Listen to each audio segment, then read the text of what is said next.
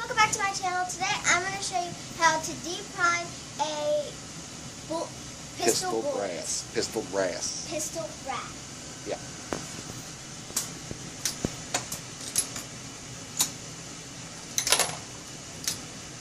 Can you explain what you're doing? So all you do is you pull back the handle and you pull it back and then let the bullet come out. And then you just keep pulling it up Is it and punching down. something out of it?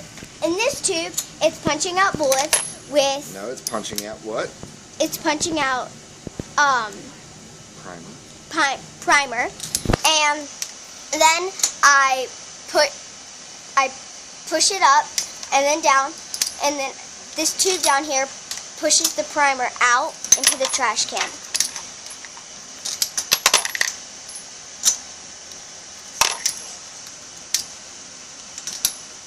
I'll take this out for a minute. You gotta push it all the way in. Just set it over there with the others. And it gets confusing a little bit. And then when this camera's rolling,